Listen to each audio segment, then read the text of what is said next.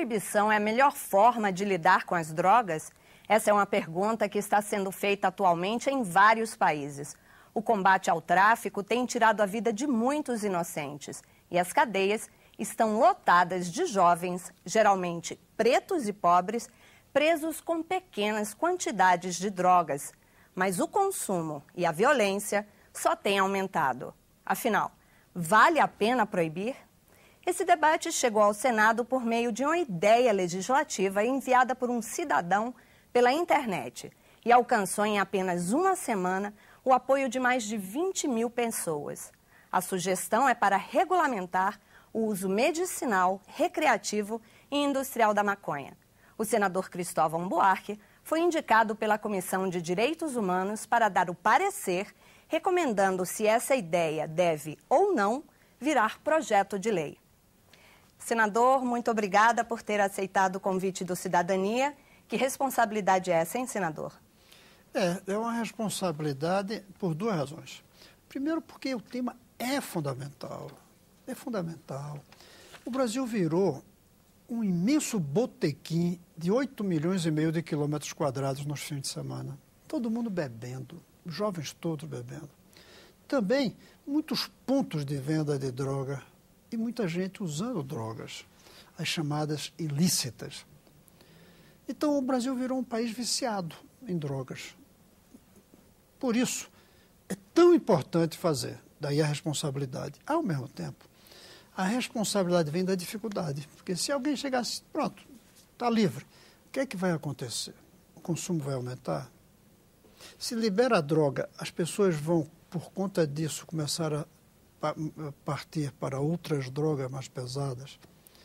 É muito difícil a gente ter uma posição sobre isso, mas eu vou chegar a uma posição. O que seria, então, senador, para começar, regulamentar a maconha?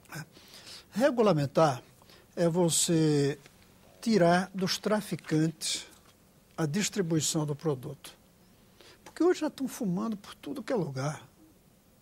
E a lei, inclusive, diz que se você for pego com uma pequena quantidade, não deveria ser preso. Só que não diz qual é essa quantidade, não está regulamentada. Então depende do juiz, depende do policial. E aí que você falou há pouco, pobres e negros. O que a gente tem visto é que quando quem está carregando um pouquinho de droga é rico, eles consideram um usuário. Quando é um pobre, eles consideram um traficante. Então está sendo muito injusta a maneira como a proibição é implantada, tendo em vista essa tolerância do consumo. E a gente sabe que um jovem que entra na prisão brasileira, fica lá alguns meses, ele volta completamente transtornado. Ele volta outro. Então, um problema de saúde é o problema daqueles que saem da cadeia, deformados, desmoralizados. A gente tem que reduzir isso. Mas tem que reduzir isso sem incentivar o consumo, sem fazer com que o Brasil vire um país onde a maconha seja generalizada, ou a droga, ou a cocaína, ou qualquer coisa. Eu, pessoalmente, acho que um país feliz é um país onde as pessoas não precisam de droga, mas a verdade é que as pessoas precisam. E precisam para duas coisas. E aí a outra parte, ou para evitar sofrimento, que é a maconha medicinal, ou para dar diversão, que é a maconha recreativa. Uma coisa eu decidi, eu vou separar essas duas coisas. Eu não estudei o industrial. O industrial eu deixei de lado. No que se refere ao recreativo, eu vou dar um parecer, eu já tenho claro que eu vou dar um parecer. Não sei os detalhes da regulamentação, mas é sim favorável a que possa se usar produtos feitos a partir da maconha para o atendimento dos problemas da saúde. É um crime contra a humanidade. Então, você está falando que vai dar um parecer em relação ao uso medicinal. Peraí, mas o medicinal tem duas coisas. Ah, sim. Tem o medicinal por remédio, fabricado, que sai de um laboratório, e tem o medicinal pelo chá, pela plantação doméstica. Essa eu não estou ainda convencido. Porque a gente tem que saber como é que regula a produção. Como é que vende erva para um chá ou um fumo por causa das pessoas que estão sofrendo muito devido à quimioterapia, por exemplo, e todos os depoimentos dizem que melhora, embora alguns médicos também dizem que não. Esse é outro problema. As opiniões são completamente divergentes. Até cientistas altamente respeitados. Você põe os dois, cada um diz uma coisa diferente. Como se a ciência não valesse nada mais. Então, que deva-se usar recreativo, que deva-se usar o medicinal, sim. Agora, só remédio fabricado a partir da droga, sintetizado, ou o remédio produzido em casa, tipo chá. Isso eu ainda não estou convencido. Quanto ao recreativo, eu não me sinto ainda pronto. O senhor não se sente pronto e qual seria, então, o próximo passo em relação ao recreativo? O passo hoje é tentar, nas próximas semanas, chegar a uma posição, porque eu não quero deixar isso, a minha responsabilidade para o próximo ano. Não quero. O próximo ano, inclusive, outra legislatura, faz de conta que o meu mandato estava acabando. Eu não vou deixar isso para outro. Não está, mas poderia ser, né? Então, eu não vou deixar de dar um parecer. Pelo arquivamento, eu não vou dar. Eu acho que esse é um tema que não pode ser arquivado. Esse jovem André, que tomou iniciativa, e os 22 mil que assinaram com ele, eles merecem respeito e agradecimento por terem provocado o assunto, que estava debaixo do tapete. Então, não vou arquivar. Eu vou mandar que continue os estudos, que continue outras audiências, talvez até com outro relator, se eu não for indicado outra vez. Eu vou apresentar já um projeto de lei, no caso do medicinal, ou vou sugerir que se elabore um projeto de lei no caso do medicinal. Eu ainda tenho algumas semanas para ver isso. Então, em relação ao medicinal, por exemplo, o senhor ainda não sabe se vai sugerir uma produção própria aqui no Brasil ou se vai sugerir a importação do medicamento? Ou a produção própria por laboratórios. Essa daí eu não tenho dúvida. Aliás, é melhor que sejam brasileiros. Para quem está importando? Fabricar aqui. Agora, a pergunta é, o uso doméstico do medicamento, você próprio produzindo, quais são as implicações disso? Você chegar na farmácia e pedir um chá, um pouco de erva. Qual farmácia? O governo que vai fazer isso? Porque no Uruguai vai ser assim. O governo vai controlar a venda. Tudo isso, a parte da erva, do chá, do fumo, mesmo medicinal, ainda é complicado. Até porque também não tem tanta clareza que seja verdade, embora eu vi depoimentos fantásticos, sobretudo de mulheres que tiveram câncer de mama e que hoje conseguem, elas dizem, comer graças à maconha. Senão, durante os dias de quimioterapia, não comem e passam mal, desesperadamente. Então, essa parte do chá e do fumo ainda não está claro. A parte do remédio fabricado a partir da maconha, para mim está claríssimo. Tem que se permitir que se fabrique e acabar com essa dificuldade para as pessoas importarem enquanto não se fabrica no Brasil. Porque hoje até que estão autorizando, mas só autoriza de quem pede, só pede quem sabe, só pede quem conhece o caminho para chegar lá na Anvisa, quem tem dinheiro. Então, mais uma vez, estamos beneficiando os ricos e excluindo os pobres, os que não têm informações. Porque chega até R$4.000, mais ou menos, por mês. É caríssimo e precisa dessa autorização, que é complicado ter. Ou então comprar clandestinamente, que vira contrabandista. Que já fica contra a lei, né? Já fica contra a lei. Então, você, para se cuidar, tem que ser contra a lei. Esse aqui é o problema. Ninguém deveria ter que ferir a lei para se cuidar.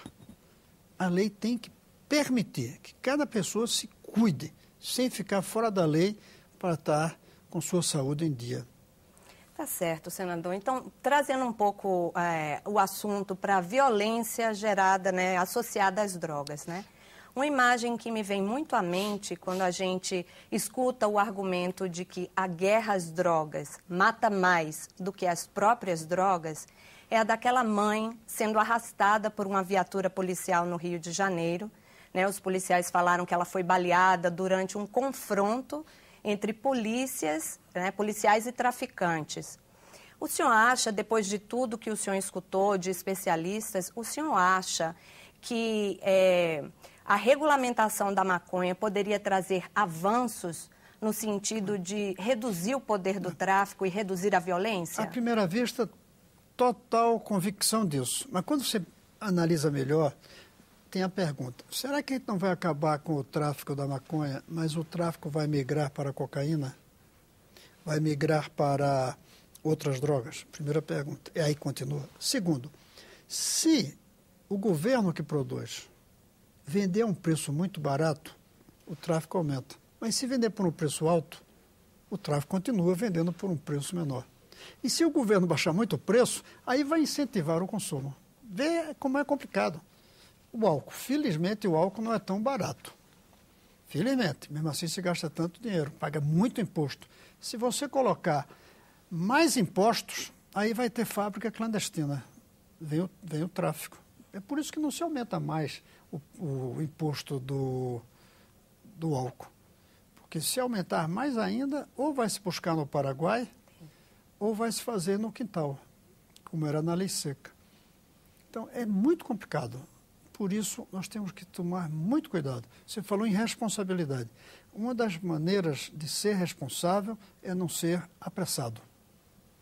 Mas no que diz respeito à saúde pública, uma das maneiras de ser responsável é ser apressado.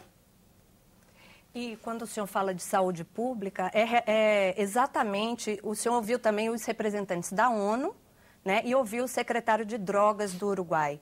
E eles falam que, assim, que o uso da maconha já é uma realidade, né, que não dá para negar, e que o assunto maconha e assunto drogas deveria ser considerado como saúde e não como crime. O que isso significa e o senhor acha que o Brasil está preparado para fazer essa mudança? Aí, esse é outro problema que eu vou falar daqui a pouco. Agora, veja bem, o problema de que a droga é uma questão de saúde. Mas se é uma questão de saúde, é melhor a gente tomar medidas para que não tenha muito. Por exemplo, alguns dizem que a maconha leva à esquizofrenia. Outros dizem que não, que é a esquizofrenia que leva para a maconha. Viu a diferença? Uns dizem que quem fumar, um índice, não muitos, não todos, índice, até não é grande, mas é um índice. Fumando tem tendência à esquizofrenia, isso é uma coisa. A outra é dizer, as pessoas que já têm características de esquizofrenia, em geral, procuram a maconha.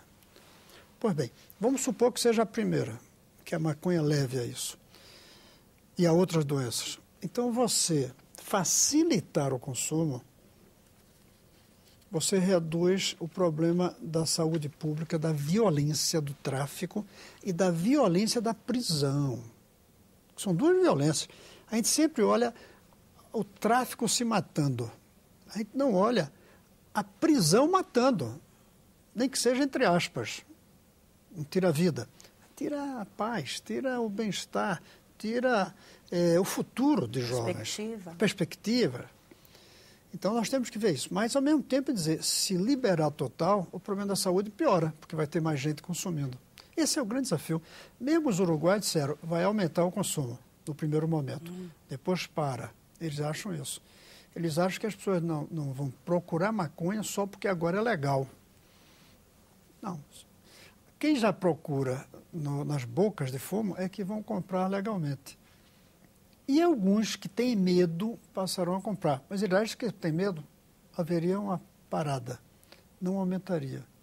E tem outra complicação, alguns dizem que a maconha ajuda a tirar viciados no álcool. E alguns dizem, inclusive, que diminuiria o consumo de crack. Porque dizem que os traficantes misturam crack na cocaína, misturam crack na maconha, e aí o fumante de maconha vira viciado em crack. Se a maconha for legalizada, vai ser de qualidade, não vai ser misturada. Dizem isso. Então, diminuiria até o crack. Já outros dizem que é a porta de entrada. Você começa com maconha, vai para o crack. Os estudos são muito contraditórios. Isso é uma coisa que me impressionou muito nesse período. Como os cientistas não chegam a uma posição, como os médicos não chegam a uma posição. Isso é outra coisa que eu vi também nas audiências que eu acompanhei, né, senador? Que os grupos são muito fechados nas suas convicções, né? Muito fechados. Quem é contra, quem é a favor é a favor. Ontem teve um grande encontro que eu tive presente dos psiquiatras brasileiros, a Sociedade Brasileira de Psiquiatria, a Associação Brasileira de Psiquiatria. E tinha uma coisa interessante. Cada pessoa que entrava recebia não um pacotinho de maconha, recebia um aparelhinho que permitia você responder perguntas. E eram 5 ou 6 perguntas. Você é a favor da liberação da maconha? Sim ou não? Uma enquete, Uma né? enquete. E fomos uns 7 a falar. O único neutro fui eu. Os outros tinham a favor ou contra. Foram feitas perguntas antes que cada um falasse. Depois, quando cada um falava. Não mudou nada, quase. O sim ou não era o mesmo, a percentagem, independente das falas da gente. O pessoal já chegou ali sabendo, eu sou a favor. O outro chegou, eu sou contra. Nenhum ali poucos foram abertos para saber, eu sou a favor ou contra. Exato, para contemplar uma ideia diferente. O que esse cara tem a dizer? Mas eu estava dizendo que você levantou um ponto que valia a pena eu falar. É o problema moral. Suponha que tudo isso está bem. Mas a moral brasileira está pronta para que a maconha seja regulamentada, seja liberada. Ou seja, a sociedade brasileira está pronta para que a gente diga não é pecado fumar maconha. Isso eu não sei também, isso tem que se levar em conta. Eu não estou falando pecado, porque pecado aí é coisa de igreja. E igreja entende de pecado, mas não entende de crime. E o Estado entende de crime, não entende de pecado. Então, isso aí a gente tem que separar. Pastor e padre dizem o que é pecado. Deputado e senador dizem o que é crime. E não misturemos isso. Mas mesmo considerando ao lado do crime, a população está pronta para que a gente diga que isso não é crime? Até alguns anos atrás, havia um crime que a população brasileira era radicalmente contra. O crime da separação de casais. O divórcio era visto como a legalização de um crime, que era o crime de casais se separarem quando o casamento era para sempre. Hoje em dia está quase o contrário, né? Está ficando quase que crime ficar casado muito tempo, como no meu caso. Está ficando crime. É verdade, está mais incomum, né, senador? Está mais incomum. Isso a gente tem que levar em conta. Embora não seja esse o determinante, porque a gente tem que tomar medidas, às vezes, que ferem a moral naquele instante, porque está a favor de uma nova moral que está surgindo, e a gente tem que ter coragem disso. Mas não pode também descolar demais de um sentimento coletivo. Mas o que eu sinto também, quando eu converso com as pessoas sobre esse tema, é que, a princípio, elas são contra, né? Mas quando elas começam a escutar argumentos, né? Aí elas mudam. Isso é o que está me deixando satisfeito com esse abacaxi que caiu nas minhas mãos sem eu pedir, que eu podia dizer que não queria e fiquei. É que eu acho que a gente está conseguindo debater. Essas audiências não serviram para que eu tomasse uma posição, mas serviram para a população tomar conhecimento.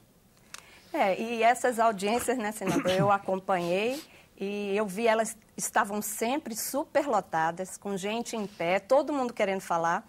O senhor foi muito bacana, deixou todo mundo falar, as audiências duraram muito tempo. Teve uma que foram 6 horas. A última foi 7 horas, senador. 7 horas, né? 7 horas, 63 inscritos. E a sensação que todo mundo viu. Hoje, eu dei uma aula, né? É o dia que eu dou aula na universidade. E lá tem aluno comentando as audiências. Quando eu ando no corredor da universidade, as pessoas comentam a audiência. Muito bom. Então, isso foi bom. Isso foi muito bom, porque é um tema que tem que ser debatido. Como o tema do divórcio tinha que ser debatido nos anos 60. Né? Nem me lembro quando é que foi. Mas no começo era grave esse negócio de divórcio. Era grave. Era coisa do demônio. Quase uma heresia. Era uma heresia. Senador, hoje ainda tem gente que trata a maconha como heresia. Eu acho que a gente tem que desmistificar e analisar friamente o assunto. Mas a gente vê assim que as pessoas, às vezes, elas têm uma certa dificuldade disso, né? E até com tanta participação que o senhor permitiu, o senhor foi alvo de críticas, né? Sendo. Pois alguns desafios. Como é que o senhor se sente em relação a isso, senador?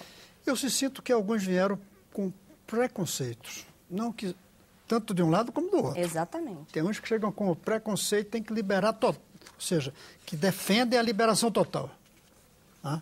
Preconceito contra o proibicionismo, digamos. E outros chegam e dizem, não, tem que continuar proibindo. Agora, uma coisa a gente tem que aceitar. A proibição, do jeito que está aí, está fracassando. Você, na sua abertura, você colocou isso. Nós estamos perdendo a guerra contra as drogas. Ontem, com os psiquiatras, um deles disse, não é verdade que estamos perdendo a guerra contra as drogas. Falta uma política para as drogas. Eu aí cheguei para ele na hora e disse, o senhor aceitaria que eu dissesse de outra maneira? E ele aceitou. É a seguinte, a falta de uma política está fazendo com que percamos a guerra contra as drogas. Então, conclusão, estamos perdendo a guerra. Estamos perdendo a guerra por falta de política. Mas estamos perdendo a guerra. E o proibicionismo faz parte dessa guerra. Mas tem muito citado o exemplo da Suécia, onde há um certo proibicionismo, um rigor. Outros citam os casos de países que realmente não têm droga, em que é pena de morte. Pegou com um pouquinho de droga, corta a cabeça. Tem isso. Não esqueça que tem brasileiro preso, acho que na Indonésia, se eu não me engano, por conta de tráfico. Ou seja, não era uso, não sei como é uso lá. Uhum.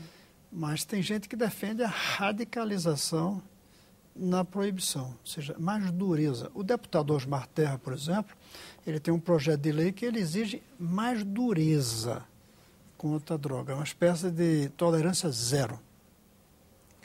E de tudo que o senhor ouviu e falou com especialistas, senador, restou alguma dúvida, assim? Não, restou dúvidas, sim. Eu tenho muitas dúvidas ainda. Eu tenho dúvida se a regulamentação vai ser benéfica ou não no caso do divertimento. Ainda tenho dúvidas, sim. Mas pelo menos eu tenho dúvida. Tem outros que não têm dúvida, tem que continuar aí com essa proibição que tá sendo nefasta também. Como é que a gente vai resolver isso? Eu não sei ainda. O senhor cita sempre nas audiências uma fala de, acho que um ex-militar, que ele falou sobre a diferença entre manter as drogas longe dos jovens e os jovens longe das drogas. Se eu fosse escolher uma frase das muitas e muitas debates, eu diria que foi essa. De um coronel da PM do Rio de Janeiro, em que ele disse, uma coisa é a gente afastar a droga do jovem, colocando a polícia no meio. A outra coisa é afastar o jovem da droga, colocando a educação no meio. Só que a educação leva tempo. E até ter uma geração educada para não buscar drogas, ou buscar sabendo qual é o limite para não criar na dependência, por exemplo. Se é o caso, porque tem outros que dizem que não tem jeito. Começou, tem dependência. Sinceramente, eu acho que deve haver uma quantidade de gente que fica dependente, mas não é 100%. Não é. Então, essa frase é muito boa. O problema mesmo, a solução vai ser uma campanha de consciência, de propaganda contra, como a gente tem feito com o cigarro. Tem havido um processo educacional contra o cigarro que está dando certo. Não precisou a proibição do cigarro e está caindo o consumo. Nós não estamos perdendo a guerra contra o cigarro, nós estamos ganhando a guerra contra o cigarro. Agora estamos perdendo a guerra contra o álcool e contra as drogas ilícitas. Tá certo, senador. A nossa entrevista está chegando ao fim. Resumindo, o senhor vai apresentar o projeto para o uso medicinal e sobre a questão... O projeto de lei ainda não sei. Já tenho até uma proposta que eu pedia que alguns estudassem. Mas, porque o projeto de lei aí já exige você saber, e o cigarro, e o chá, isso eu não sei ainda. Mas que a gente deve regulamentar para permitir o uso de drogas a partir da maconha para fins medicinais? Sim, eu estou convencido disso. Não dá. Não dá para continuar deixando crianças sofrendo tanto, mulheres sofrendo, homens sofrendo, por causa de uma proibição de um remédio. tem que regulamentar como é que esse remédio chega. Porque senão daqui a pouco vai estar cheio de pessoas fabricando remédio por aí e vendendo, né? Charlatões. Tem que ter regulamentação. Para isso que tem a Anvisa. Para isso que tem a Anvisa. Para uso recreativo, você me chama outra vez. Então tá bom, senador. Eu agradeço a sua presença. O senhor já está convidado de antemão, quando tiver o seu relatório preparado, para participar aqui do Cidadania. Tá bom. Muito obrigada. O Cidadania conversou com o senador Cristóvão Buarque sobre a sugestão popular para regulamentar a maconha. Mande suas críticas e sugestões para nós. Ligue para o Alô Senado 0800 61 22 11 ou acesse www.senado.leg.br/TV. Nesse endereço você pode ver este programa de novo ou baixar uma cópia de qualquer programa da TV Senado. Obrigada pela atenção. Este foi o programa Cidadania.